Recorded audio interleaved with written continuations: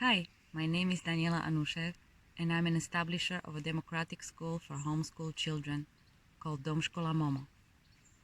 I'm also a huge fan of Naomi's Aldort's work. I'm actually such a big fan that she inspired me to help spreading her message to the most of us possible, because I truly believe that she has so much to offer to nourish our relationships with the ones we love the most. Naomi is a living example that her teachings actually really work. She's a mother of 3 sons that have grown up by now into wonderful, talented, and first of all, happy adult men. She has also been working as a family consultant, and she wrote a best-selling book, Raising Our Children, Raising Ourselves, that has been like a parenting Bible for so many families all over the world. And here we are today, and I have the great honor and joy to welcome Naomi Aldort herself. Thank you. I'm delighted to be here. It is so wonderful to have you. And thank you for accepting my invitation.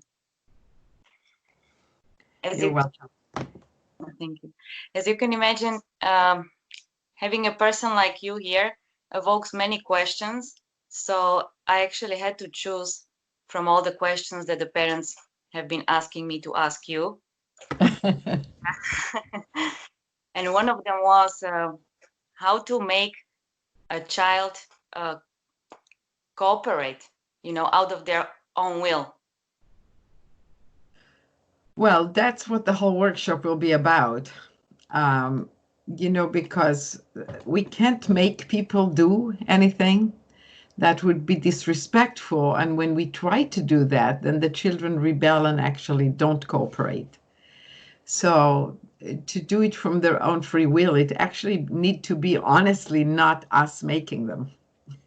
So it's very, very important that we make that clear, that I wouldn't teach you how to have them do what you want them to do, but how to connect with them, understand them, and trust them that they do what's best for them. And what's best for them is also the right thing in life in general. So the direction of making them do things of their own free will is really being on their side, not being their boss. So one of the things that people change when they study with me is they change from a boss to a nurturer, somebody who takes care of things and respond to what the child wants and what the child needs. And when the child seems to have a behavior that's difficult, then the true loving leader doesn't stop them from what they're doing, or sometimes if it's not safe, you have to stop them, but you understand, you go for understanding why they have to do it. So even if they have to hit their brother, they have a good reason for it. Doesn't mean we let them hit the brother, but when we stop them, we're not angry at them. We don't tell them they did the wrong thing.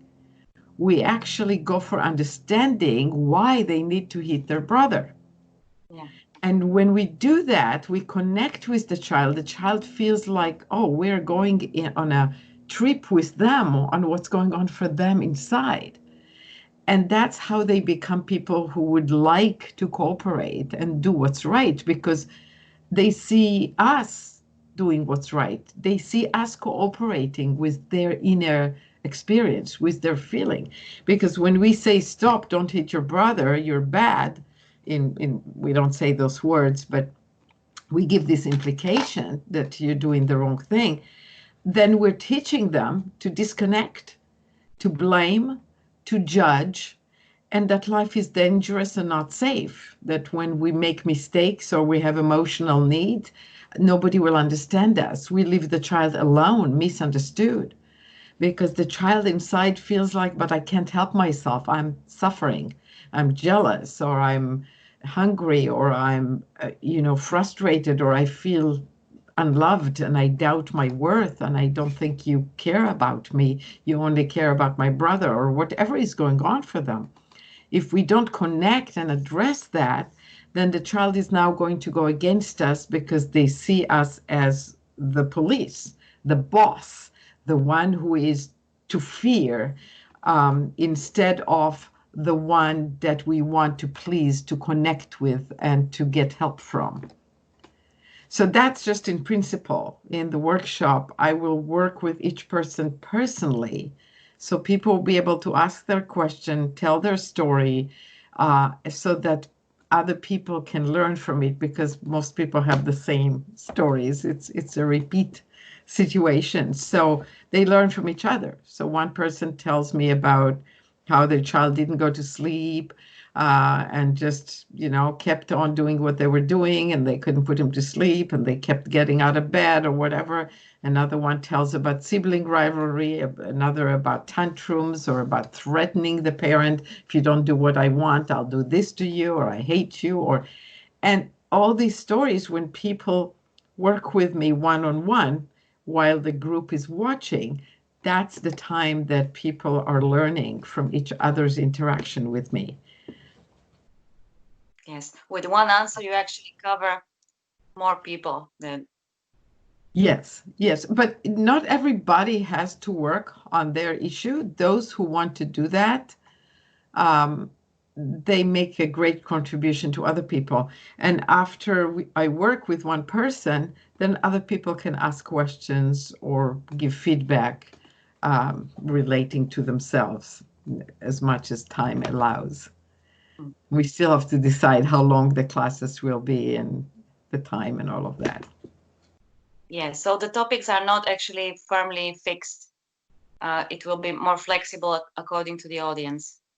Yes, and I think it's important for parents who watch this interview to know that if they tell you in advance what subjects they want to cover, so that I can know when you let me know, then we can focus on specific subjects or specific ages once we know what are the ages. So when you sign up, make sure when people sign up that they have a form to fill up that tells the name of the children and what issues they want to cover. This way we're prepared in advance, and we make the class focused on the issues that you, the parents, want to cover. That sounds wonderful. Yeah. How much time we are going to, or you are going to dedicate to that workshop? Well, that's your decision with the other parents. Consult with them. What we found that although in a workshop on a weekend, I cover all at once a lot more, we find that most people cannot take very easily a whole weekend away or even a full day, and that dividing it to an evening class or a weekend afternoon class and do it once a week or every other week or whatever, I think getting feedback from people, I invite parents to let you know, speak to Daniela, write her email, so that we know what people prefer. In Spain, I think the class was 2 hours long, or an hour and a half or 2 hours, and it was in the evening on a weekday. It was on a Wednesday. Um, People put their children to bed first or had a babysitter. I don't know what they did, but it was 8 o'clock Europe time. But maybe this group prefers to do something else, a Sunday afternoon, for 2 hours, 3 hours with a little break. So I'm open. Okay. Yeah. So we can decide based on what the feedback you get from parents. That sounds good. Yes. And so the main topics so far I have found out from the parents, they're most interested about the homeschooling, about tantrums and siblings. Yes. So the competition between siblings and Yes. hatred and. Yes. And yeah, I love cover these subjects. They're very common. They're the thrust of my work. So I work privately with a lot of parents who call me one-on-one, and these are the subjects that are often talked about. And generally, the more we handle the tantrums correctly, and we handle the bedtime or the homeschooling in the best way, the more children will be powerful, with high self-esteem and confidence and engaged in life.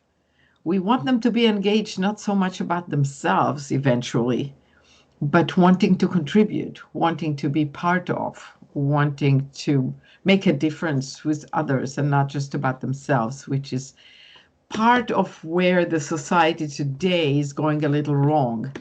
You know, with best of intentions, we try to give the child everything they want, make sure they never cry and they're always happy, and indirectly teaching a child to be emotionally weak and to always seek satisfaction and have whatever they want, rather than be resilient and happy even if he doesn't have what he wants, and also aware and caring about other people, not just themselves, which of course at young age, they're supposed to be self-centered.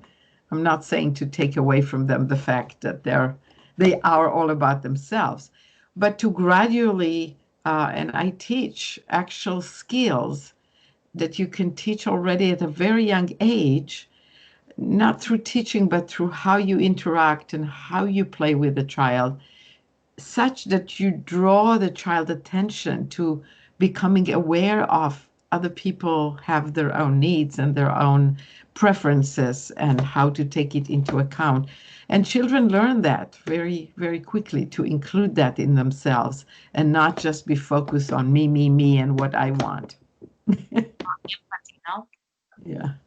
I think overstimulation is another interesting thing, nowadays, because we try to entertain the kids all the time and be like animators for them, with Yes. all the fun that is going on now in the world, fun centers for the kids. So yeah. Yes. And it's part of the same thing that I just said. It's part of this very loving intention to have the baby, the child, the teenager happy all the time. And we parents become very anxious if they're not happy all the time. So we interrupt sometimes an experience of sadness that really has to be experienced, because we need to learn to handle sadness and anger and frustration rather than shove it away and immediately entertain and stimulate. And yeah, we have overstimulation, we have lack of boredom. We need to be bored sometimes. We need to be quiet. We need to meditate. Children need to learn to be all right with doing nothing. And they are. They're born able to do that. Uh, and yet we teach them to constantly engage in something and distract themselves.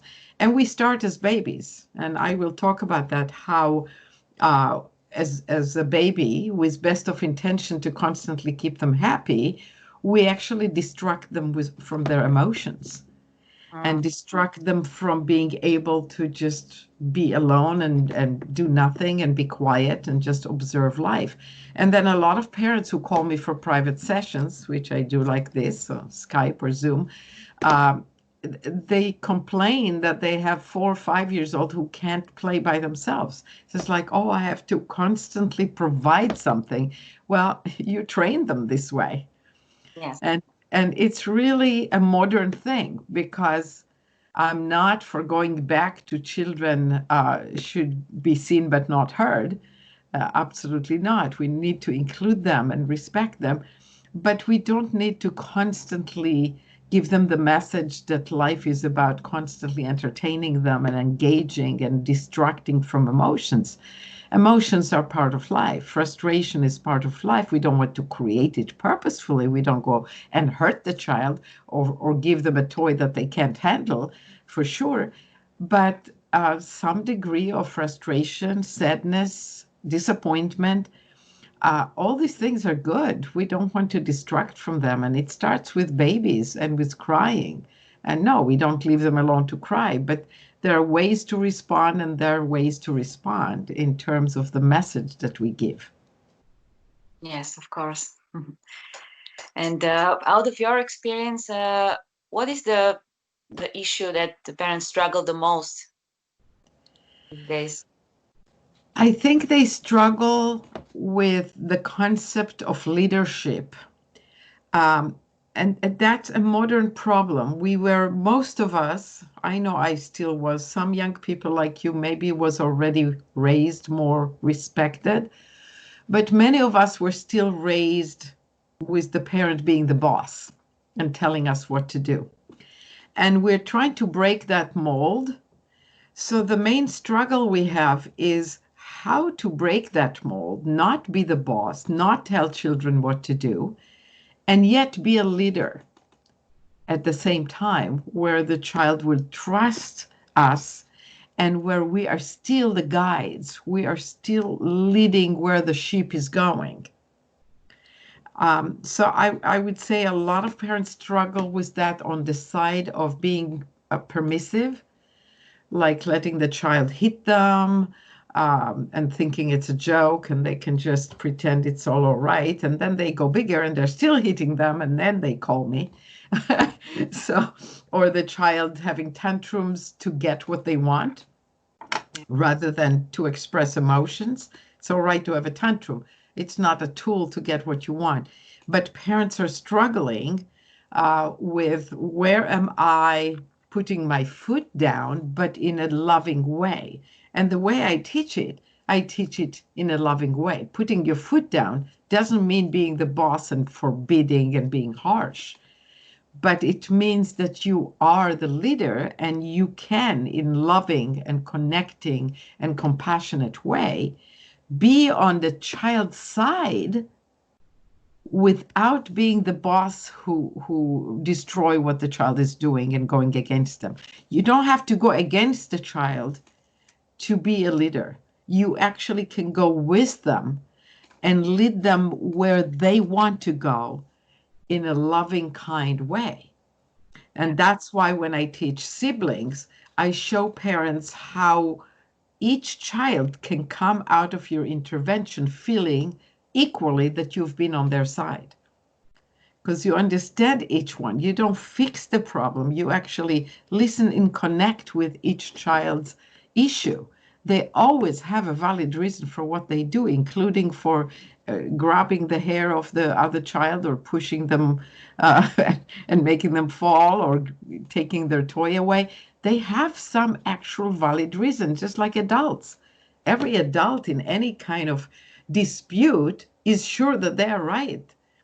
And they need to be listened to, and their rightness has to be seen and related to. So we will work on that. This is one subject that, siblings, but it's not just about siblings. It's about bedtime. It's about food. It's about activities with other children. It's about how we treat each other. Everything. Can we be leaders and connected and compassionate, and yet not be controlling, not be the boss, not tell children what to do, and not give them a feeling that they're somehow failing us. Yeah, it's such a sensitive and fine line between that, no? Yes, but when it's clear, it's not difficult. Yeah. That's the nice thing. It's when it's clear, it's not difficult. It's like, oh, I'm always on my child's side. That's simple. I always see what's going on for them and connect with that. Then I have no problem. I always like to give examples in which parents always do it right. A child runs to the busy street at 2 years old after a ball. You know exactly how to be a leader. You don't think, oh no, if I scream, I scare him, or I can't touch him, he'll be upset. You don't have any of these thoughts. You run, you grab, you get him out of danger, you give him a hug and a kiss, and hopefully what I would teach is not to be angry with them at that moment. But you still take the action, the leadership action. It's what you do after the leadership action that what I teach is so different. Because I know parents who punished their child who went too close to the river, who punished their child who ran into the street or stood too close to the street. And that only teaches to be mean, to be cruel. And then they will do the same to their brother or sister. And it doesn't teach them about safety by the river or safety by the street.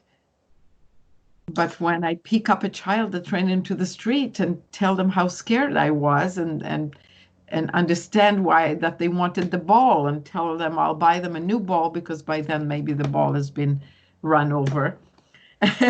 And that they're more important than the ball or whatever it is. Yeah. So we will work on those in detail. How do you make a child eat good food and not junk food? That's a giant subject that parents often just give up their leadership because they think the child should be happy, so they should have whatever they want. And it's the same thing. I can be on my child's side without actually allowing them to do harm to themselves. Yeah, that is a big challenge. Yeah, I believe it is possible, and it really inspires me and trying, but sometimes, yeah, just doesn't work as the way we would imagine. Yeah, and it's all right to fail sometimes. I mean, we can't be perfect, and children are born to imperfect people who are working on themselves, which is why my book is called Raising Our Children, Raising Ourselves. We have to work on ourselves in order to be in tune with the child. And it's really about being in tune, being connected.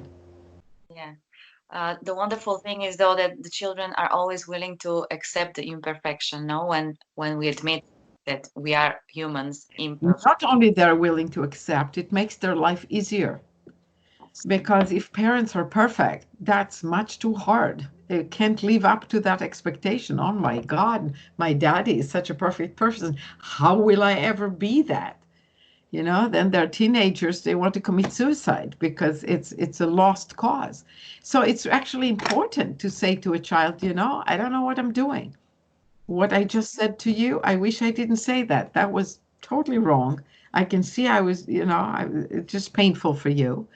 Let's start over. That's where I teach how to rewind, to start over when you catch yourself making a mistake. And it can be the next day. It can be, the way I spoke to you yesterday when you were hitting your sister or took her stuff away. I don't like the way I did that yesterday. I really love you, and I came across like you were some bad brother or something, and you're not. And it was my mistake. Can we do it again? Can we talk about what happened all over again and give me a second chance? I'll do a better job. Burn the rice and tell them, oh, I burned dinner because I was talking on the phone to my friend, or I was helping you with your blocks and completely forgot the food on the fire. Be fallible, be a human being, show that you are not perfect, and your children will have easier time being imperfect themselves and having real emotions. Or if they're learning and homeschooling, learning things and not expecting right away the perfect knowledge or results. That's wonderful. Yeah. And therefore not praising them, for example. I'll definitely cover that, especially when we talk about homeschooling. Yeah, that's a very interesting topic. But even if kids go to school, we have to deal with the praise and grades the teachers give them and how to undo that harm. And then if we homeschool, how to not do it at all in the first place. Not to manipulate the children by praising or giving prizes or grades or evaluation of any kind, but to allow the child to stay free emotionally so they can be themselves and feel that you are on their side, that you are following their ride with them with interest, not shaping them, not turning them into someone, but discovering who they are. Yeah. Well, we have been so much used to, it's like autopilot, saying that, oh, well done, or, a good girl, good boy. It just comes out automatically. And I have been controlling it a lot and doing quite well, but I can hear from everywhere else, my parents, the people surrounding, they just do it all the time. And yeah, in America, they say, good job, good job. Yeah, and it creates a lot of fear. I'll talk about that. Definitely. I always cover that subject. So It'd be really useful if parents maybe send some questions in advance, but tell them, or I'm telling them now, make the question short. So the way questions are short is when you write it down, you write your story, and at the end, usually you have a question, just the question, Yes. without Okay. the story, or summarize the story in one sentence, because I don't read long ones. And then you'll have to shorten them for me. I always tell the organizer, shorten it for me. So you're giving Daniela lots of work and lots of time. So see if you can. I give examples sometimes in the workshop if somebody tells their whole life story. Like we're married this way and the child is doing this, and then the baby was born, and now the child. Don't tell the whole thing. The summary of it is my 4 years old is having problem with the baby. What can I do? Da, da, da, da, da, da, da, da, da, da, da. That's it. And then at the class, I will call this person in the Zoom, and they will be speaking like you and I speaking now, and they can tell more of the story, whatever I ask them. So that then we have the details directly from them. Sometimes I need more details. Some other times I don't. Sometimes the question is, what do I do instead of praise? Or how do I make sure my child feels worthy and esteemed and appreciated, without doing the praise? And that's just a short question. Or how do I get them to sleep at bedtime so my husband and I can have some sex? That's a very typical question. But you don't have to describe the whole bedtime routine and what happens, because I know it. I've heard it hundreds of times over the last 25 years. I know the story. I know how you put them to bed and how you tell them a story and they're almost asleep. And then you leave to be with your husband. And then the child comes up, Mommy, I'm hungry. I know the stories. So, so just get to the questions. But if we can collect some questions in advance, I really think that would help us define the subject for each class, and also I can prepare the class better and talk and answer some of the questions before even people talk to me directly. And I think it's a good place to stop right here, isn't it? I think so, yes. Yeah. So I really enjoyed this meeting, and I'm looking forward to our next one in the workshop. Yeah. And I would like to thank you for everything, not only this session, but everything that you're doing for the families and therefore for the whole world. And I would, to end with, whoever is listening, invite your friends, invite your grandparents, parents. People can attend even if they don't have to ask questions.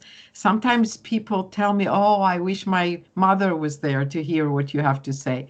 Well, bring her over. Say, Mom, I'm going to this workshop. It's just 2 hours or 3 hours in the afternoon or in the evening, and you can do it from your home. You don't have to go anywhere. We can both be at the same time, and you can hear who I'm learning from.